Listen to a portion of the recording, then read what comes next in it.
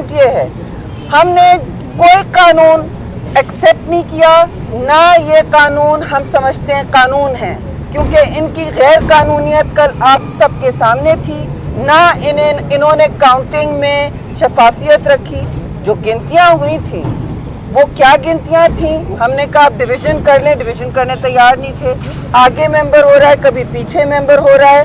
तो आप हमें बताएं, जिस तरह कल दिन गुजरा है वो पाकिस्तान की तारीख पर एक बहुत लंबा साया, काला साया डाल रहा है, और इससे वापस आना हमसे सबकी जिम्मेदारी है, अवाम की जिम्मेदारी है। मीडिया के तवस्सुत से भी मैं कहूंगी कि आप लोग इनको कवानीन ना माने।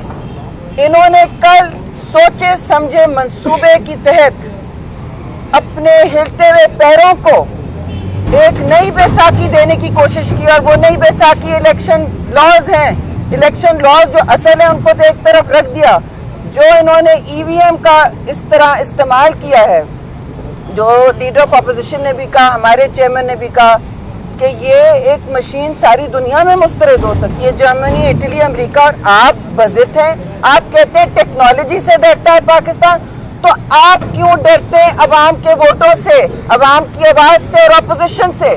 क्यों डर रहे हैं आप? वो तो तकरीर करने से भी भाग गए। जब अपोजिशन वापस आई हाउस में तो उनका जो लगा था पोडियम वो भी चला गया। ना वो पार्लियामान को चला सकते हैं, ना वो मुल्क को चला सकते हैं। IMF के हाथ में उन्होंने मईशत दे दी है, सारे इदारों को पैरालाइज किया हुआ है, मफलूज किया हुआ है, और पाकिस्तान इस हालत में है इस वक्त। भूख, अफलास और गुर्बत, बेरोजगारी, अफरात ज़र की जो हालात हैं, जब मंडियों में तेल की कीमतें गिर रही हैं, पाकिस्तान में रुपया गिर रहा है और तेल की कीमतें बढ़ती चली जा रही हैं। तेल की कीमत आप सब मुझसे बेहतर जानते हैं, हर चीज पर इम्पैक्ट करती हैं। और हम उनसे कहना चाहते हैं कि पार्लियामान एक ऐसी जगह है, इनके पास सुनहरी मौके थे। हमने तो कहा कि हम आपसे मिल बैठ के कमेटियों में, कोई मुज़ाकरात की बात नहीं हो रही है, कमेटियों में बैठ के आपसे ये मसले हल करेंगे, जो हमारी जिम्मेदारी भी और हक है। स्पीकर ने एक दिन दावत दी, अगले दिन बुलडोज किया। महीना महीना लगते हैं। 33 बिल को तो महीना लगना चाहिए। लेकिन ये सारी बातें बदनीयती पर मबनी थी, बदनीयती पर सारा इनके बातें हुई हैं, बदनीयती पर ये मुल्क चला रहे हैं। और अब वाज़ेह हो गया है, ना इनसे खारजा पॉलिसी चल रही है, ना इनसे मईशत चल रही है, ना इनसे पार्लियामान, ना इनसे मुल्क चल रहा है। तो अब वक्त आ गया है, हम सब ने कमर बांध ली है। जो भी फोरम हमें इस्तेमाल करना होगा इन कवानीन, इस धांधली के मंसूबे को चैलेंज करने के लिए हम चैलेंज करेंगे। और ये भी वाज़ेह हो जाए कि कल जो हुआ है वो अगले इलेक्शन को छीनने के लिए, उस पर डाका डालने के लिए किया गया है। ये दिन दहाड़े पार्लियामान के जरिए जो डाका डाला है पाकिस्तान के हुकूक पर, ये ना सिर्फ हम लेकिन सारी अवाम मुस्तरद कर चुकी है। ये बनी गाला में छुप के बैठ जाएंगे और आप देखिए इनके साथ क्या दमादम मस्कल अंदर होता है। इन अल्फाज के साथ मैं शुक्रिया अदा करती हूँ। बहुत बेहतर बातें एहसन इकबाल मेरे कॉलीग करेंगे, MNA हैं, आप इधर बीच में आ जाए, शायद फिर आप बाद में कर दीजिएगा।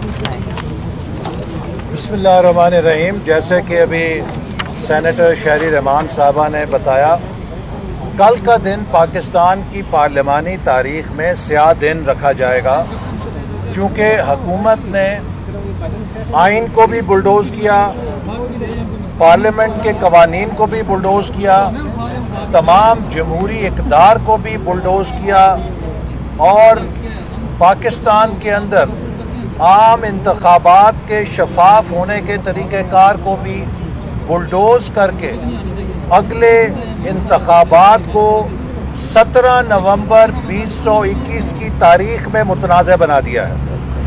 इन कवानीन के तहत कोई भी इंतखाब जो होगा वो मुतनाज़ होगा, चूँकि इलेक्शन में हुकूमत अकेली स्टेक होल्डर नहीं है, उसमें सबसे बड़ा stakeholder election commission of Pakistan है, जिसकी आईन पाकिस्तान के तहत जिम्मेदारी है कि वो आज़ाद, मुनसिफाना और शफाफ इलेक्शन का बंदोबस्त करे।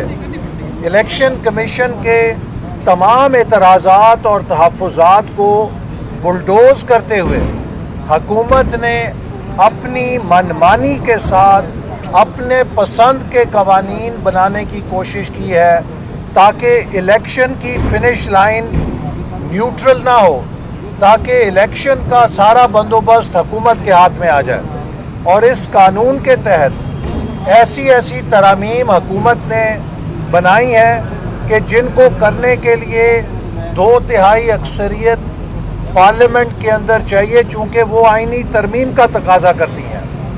हल्का बंदी को आबादी से वोटर रजिस्ट्रेशन पे तब्दील नहीं किया जा सकता जब तक कि आइन को तब्दील ना किया जाए। इसी तरह जो वोटर्स लिस्ट है उसका रजिस्टर इलेक्शन कमीशन के पास आइन पाकिस्तान देता है, उसे नादरा मुंतकिल नहीं किया जा सकता जब तक कि आइन में तरमीम मकसूद ना हो की ना जाए। और वोटर लिस्ट को नादरा में लाने का मकसद ये है कि हुकूमत अपनी पसंद से जिसको चाहे वोटर लिस्ट में डाले, जिसको चाहे वोटर लिस्ट से निकाल दे, और जिसका चाहे वोट घर से 400 मील दूर भेज दे। तो पाकिस्तान में एक तवील अरसे तक वोटर लिस्टों के ऊपर सुप्रीम कोर्ट तक केस लड़े गए, और मुझे याद है कि मोहतरमा बेनज़ीर भुट्टो साहिबा भी सुप्रीम कोर्ट वोटर्स लिस्टों के लिए गई थी। तो बड़ी देर के बाद इस पर इत्तफाक राय पैदा हुआ और अब उसको दोबारा हुकूमत के मातहत ला के अगले इलेक्शन में धांधली की बुनियाद रख दी गई है। और मैं चेयरमैन नादरा को मुतनब्बे करना चाहता हूँ, हमें इतलात मिल रही हैं कि चेयरमैन नादरा हुकूमत की अगली इंतखाबी मुहिम के लिए नादरा के वसाइल और डेटा को इस्तेमाल कर रहे हैं। नादरा एक कौमी इदारा है और चेयरमैन नादरा को एक गैर जानिबदार अंदाज में अपने फ़राइज़ सर अंजाम देने चाहिए। अगर वो किसी भी लिहाज से मुर्तकब पाए गए कि उन्होंने नेशनल डेटाबेस का डेटा हुकूमत को इलेक्शन में धांधली के लिए इस्तेमाल करने के लिए दिया है, तो वो आइन से गद्दारी के मुर्तकब होंगे। तो इसी तरह इस इंतखाबी पैकेज में जो इलेक्ट्रॉनिक वोटिंग मशीन बताई गई है कि वो हमारी धांधली को कंट्रोल करेगी, दरअसल वो इलेक्ट्रॉनिक धांधली का नुस्खा है। और हमारे हुकूमत के वजीर कहते हैं कि हम टेक्नोलॉजी लाना चाहते हैं। आप मुझे बताइए कि क्या जर्मनी टेक्नोलॉजी का दुनिया में बादशाह है या फ़कीर है? हम तो अभी टेक्नोलॉजी के फ़कीर हैं। जर्मनी टेक्नोलॉजी का बादशाह है, लेकिन जर्मनी की सुप्रीम कोर्ट ने कहा कि इलेक्ट्रॉनिक वोटिंग मशीन के तहत लोगों के वोटों को खुफिया नहीं रखा जा सकता और ये उनके बुनियादी हक पे डाका है।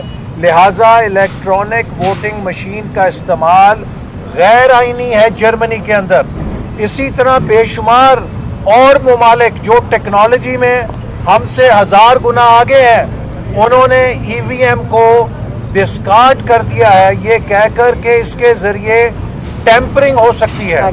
इसके ज़रिए अगर ऑनलाइन ये मशीन ना भी हो, अगर ये मशीन ऑनलाइन नहीं है तो इसको आप टेम्पर कर सकते हैं, इसके सॉफ्टवेयर को टेम्पर कर सकते हैं। और ये किसकी कस्टडी में होगी? ये हुकूमत की कस्टडी में होगी।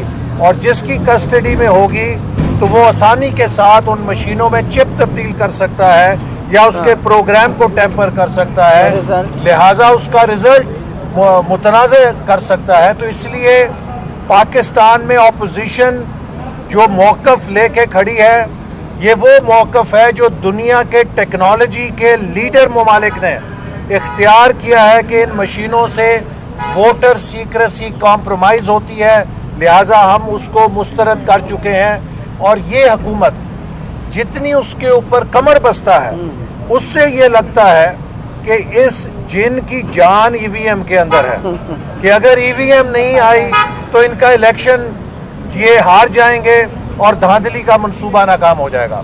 तो लिहाजा मैं ये बात दोहराना चाहता हूँ कि हमारे पास 2/3 अक्सरियत थी। हम चाहते तो यकतरफा तौर पे इंतखाबी कवानीन तब्दील करते, लेकिन हमने सब जमातों को बशमूल PTI, पीपल्स पार्टी और दीगर जमातें उन्हें लेकर कौमी इत्तफाक राय से 2017 में इलेक्शन के रिफॉर्म्स का बिल मंजूर किया और वही लेजिस्लेट किया जिस पर सबका इत्तफाक था, और उन चीज़ों को मुस्तरद किया जिस पर इत्तफाक राय नहीं था, चूँकि हम नहीं चाहते थे कोई ये इल्ज़ाम लगाए कि हुकूमत अपने फ़ायदे के लिए इलेक्शन कानून को बदल रही है।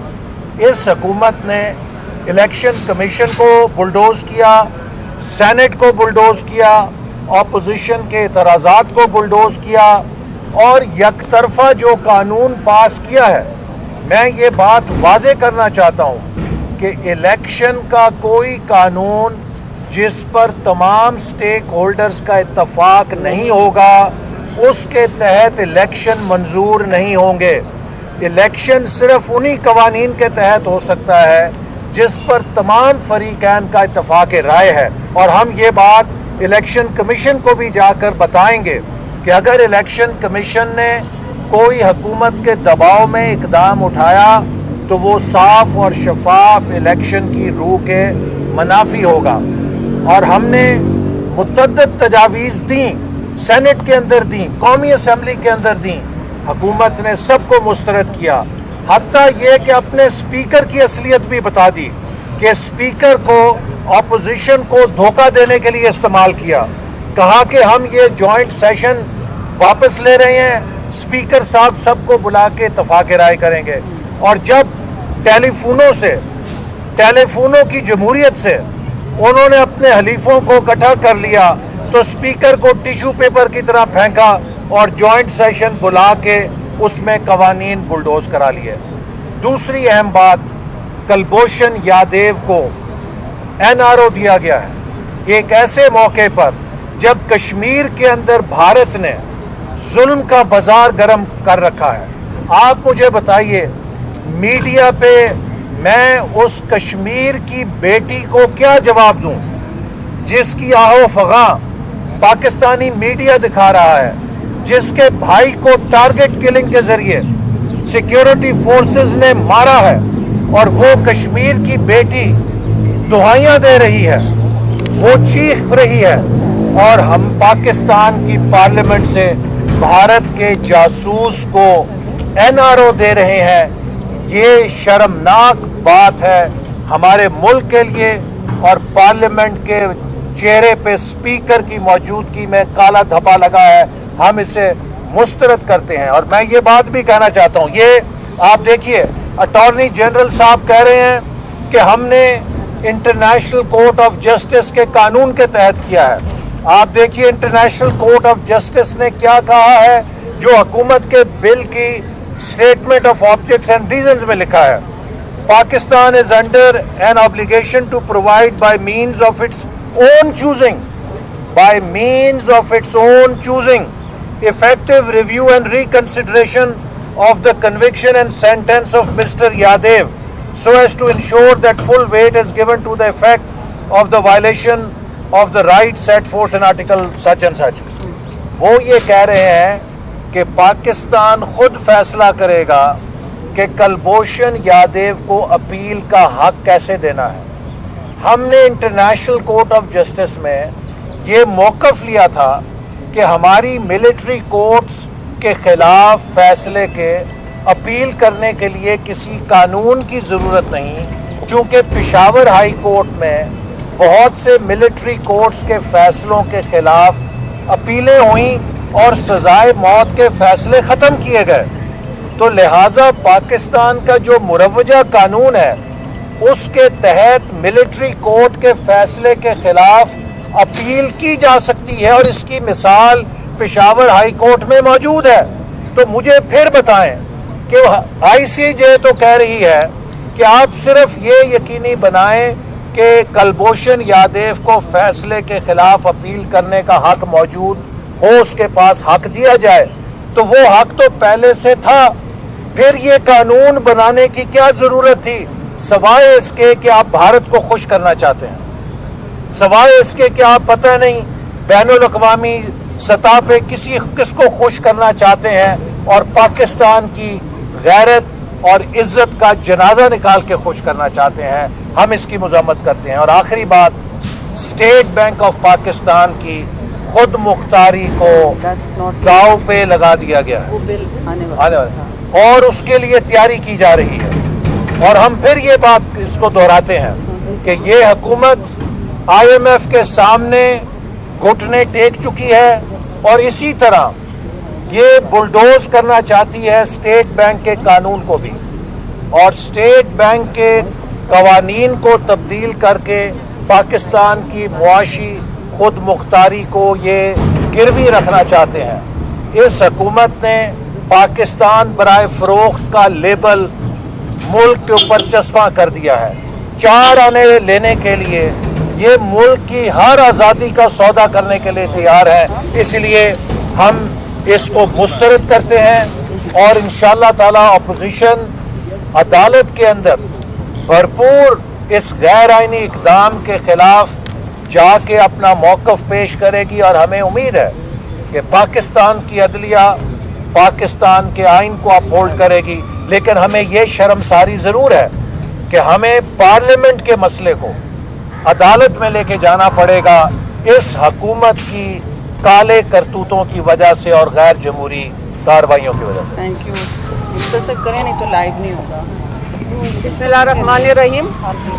جس طرح کہ کل پوری عوام نے دیکھا ہے کہ کس طرح قانون سازی کی گئی ہے اور اس پارلیمنٹ کو کس طرح بے توقیر کیا گیا ہے کہ تمام اپوزیشن کی پارٹیاں ایک طرف اور 3-4 پارٹیاں دوسری طرف جنہوں نے تمام قانون سازی کو بلڈوز کیا ہے.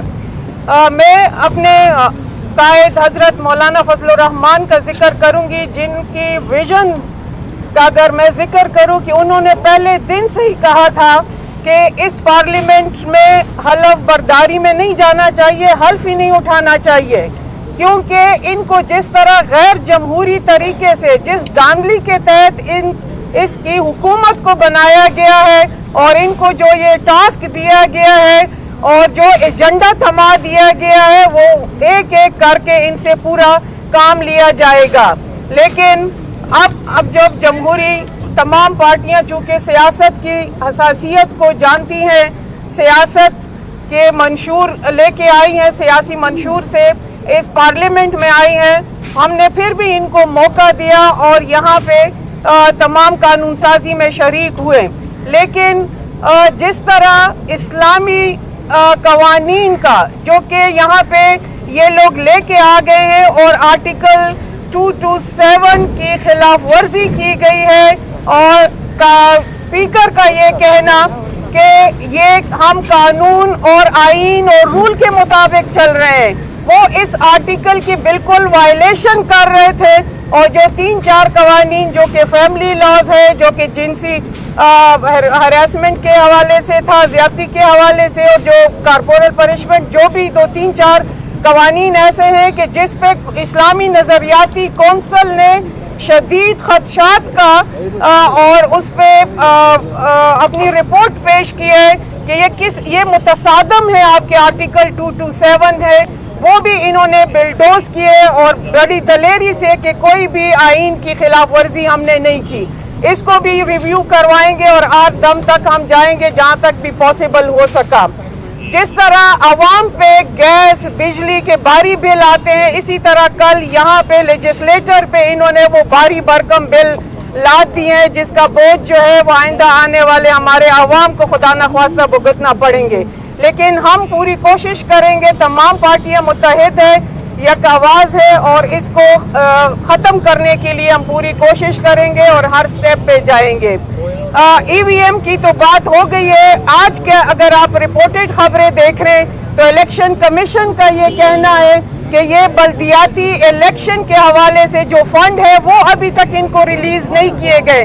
کہاں یہ کہ ای وی ایم جس کو اربوں روپے، جس کو کم از کم 15-20 ارب کا خرچہ انہوں نے اسٹیمیٹ کیا ہوا ہے، لاکھوں مشینیں ہوں گی، ان کی ٹرانسپورٹیشن کیسی ہوگی، اس کا سٹوریج کا کیا سسٹم ہوگا، اس کے آئی ٹی ایکسپرٹ کو کس طرح ٹرین کیا جائے گا.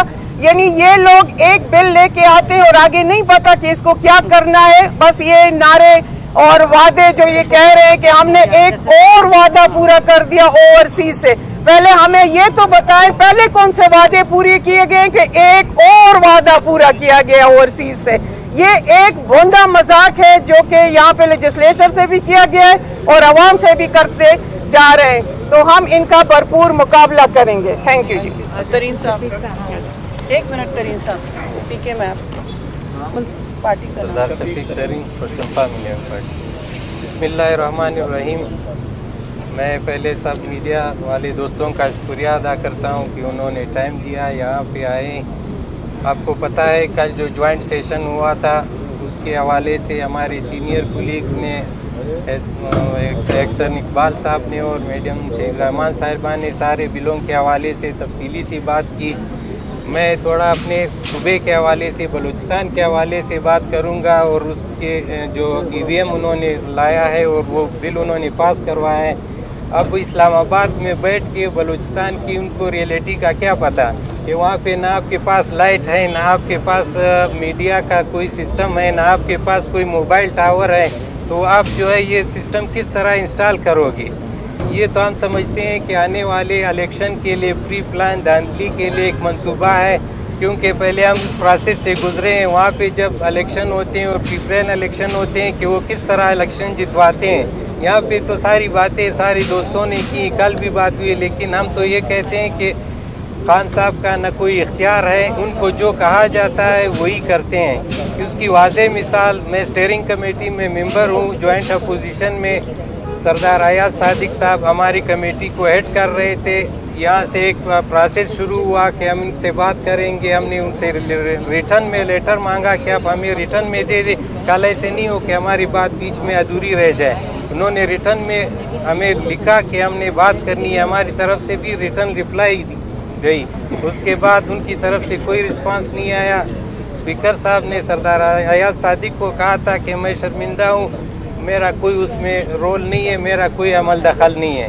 تو میں تو یہ سمجھتا ہوں کہ جو بل پاس کیے انہوں نے، ہم اپنی پارٹی کی طرف سے بھی ہم اس کی مذمت کرتے ہیں، جو اسٹیٹ بینک کا ہے، جو کلبھوشن کے حوالے سے تھا اور جو EVM کے حوالے سے تھا۔ اب کلبھوشن کو ریلیف کون دے رہا ہے؟ بلوچستان سے آپ نے ڈرامہ رچایا کہ بلوچستان سے اریسٹ ہوا ہے، بلوچستان سے آیا ہے اور پھر اس کو سزا بھی دلوائی، اب پھر جو اس کو NRO بھی دے رہے ہیں۔ یہ اگر کوئی اور کرتا تو اس پہ تو مختلف الزامات لگتے، مختلف اس پہ وہ کہ فلانا ہے یا غدار ہے یا بلوچستان والے کر رہے ہیں۔ تو ہم اپنی پارٹی کی طرف سے اس کی مذمت بھی کرتے ہیں، ہم جوائنٹ اپوزیشن کا حصہ ہیں اور انشاءاللہ اس کے ساتھ رہیں گے اور ہر فورم پہ اس کی مخالفت کریں گے۔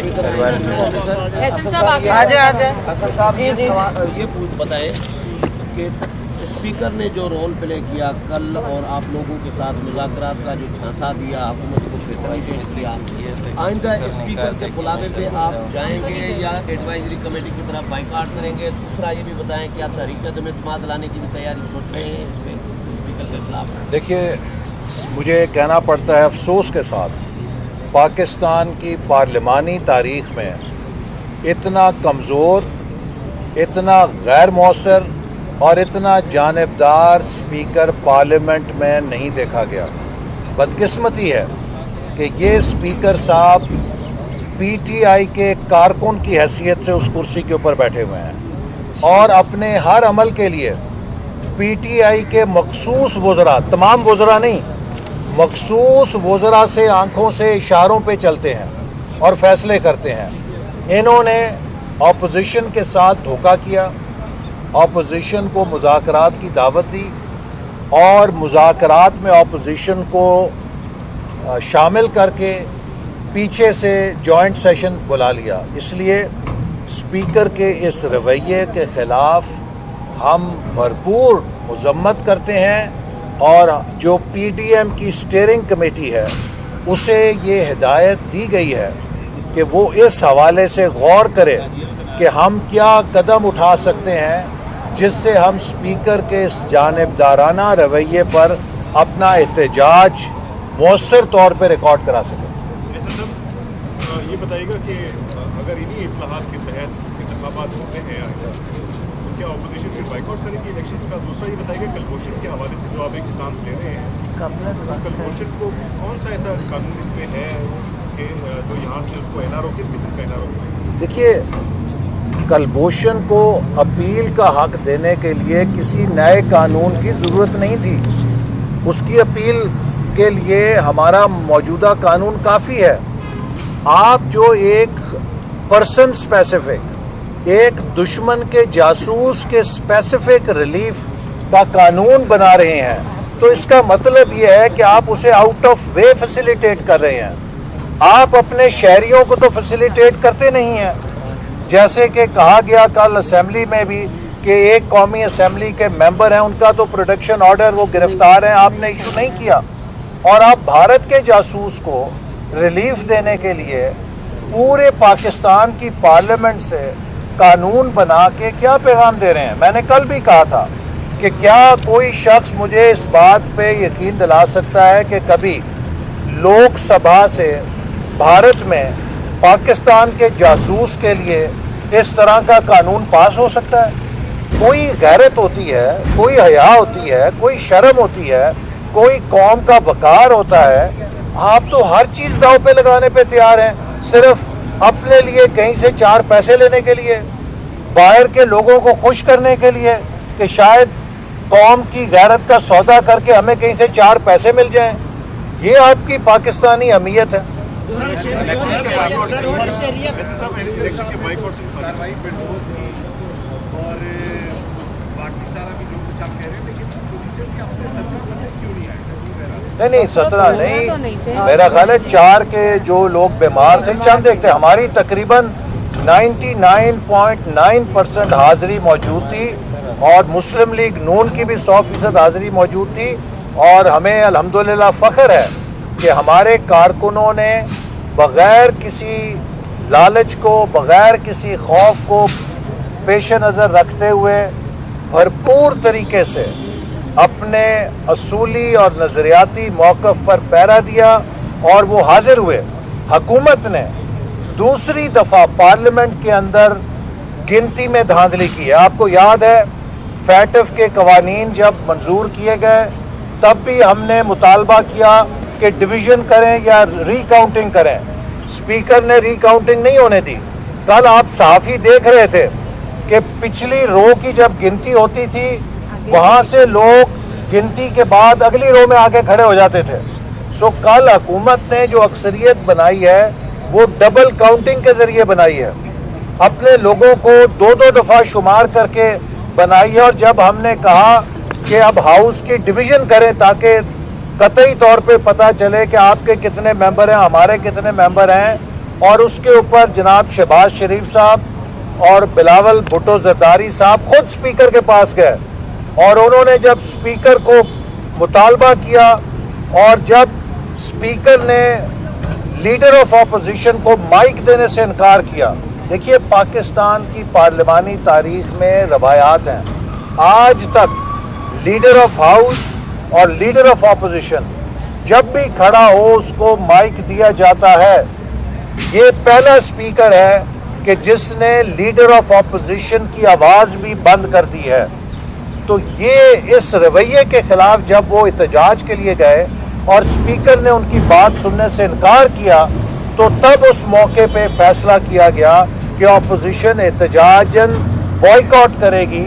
जब लीडर ऑफ अपोजिशन की बात नहीं सुनी जा रही और पार्टीज के चेयरपर्सन्स की, पार्लिमानी लीडर्स की बात नहीं सुनी जा रही और स्पीकर जो है कठपुतली बन गए हुकूमत के हाथ में, तो उसके खिलाफ फिर मजबूरन अपोजिशन को बॉयकॉट करना पड़ा।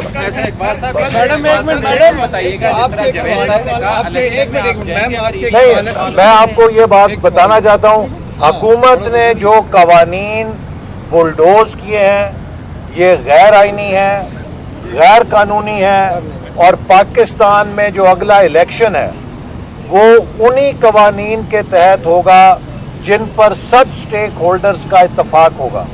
चूंकि पाकिस्तान एक और मुतनाज़ा और एक कंट्रोवर्शियल इलेक्शन का मुतहम्मल नहीं हो सकता। अभी 2018 का झगड़ा जो है उसका जो तनाज़ा है उसके आप देख रहे हैं क्या असरात हैं। تو اگر ایک اگلا الیکشن بھی کنٹروورشل ہو گیا تو ہمارے وفاق کا کیا بنے گا, ہماری سیاسی انتشار کا کیا بنے گا, کوئی سوچ نہیں سکتا.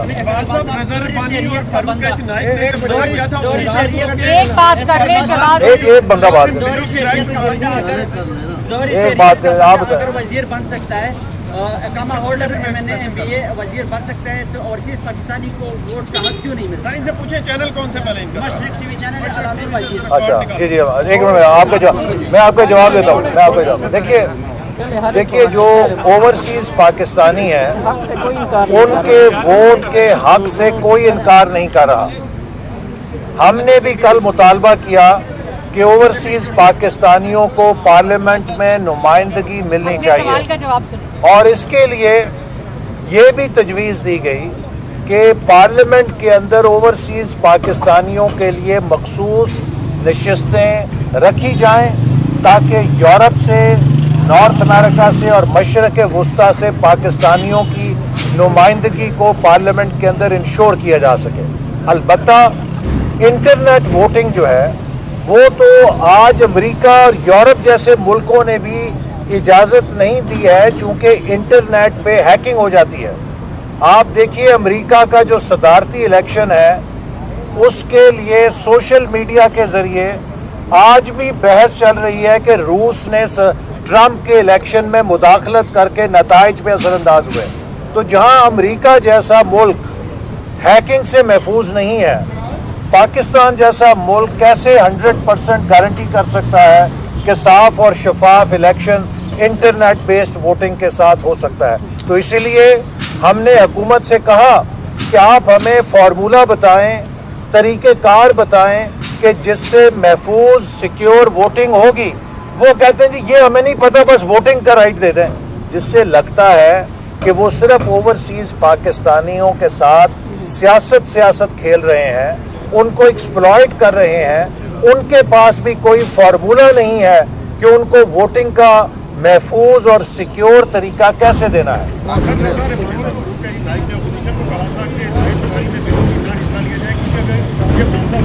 نہیں, اس سے فرق نہیں پڑتا. سپریم کورٹ میں اس سے فرق نہیں پڑتا کہ ہم اندر گئے تھے یا نہیں گئے تھے. وہاں پہ ٹیکنیکل میٹرز کے اوپر بحث ہوگی, پوائنٹس آف لا کے اوپر بحث ہوگی, اور ہم سمجھتے ہیں کہ پوائنٹس آف لا کے اوپر ہمارا مضبوط کیس ہے. بہت شکریہ.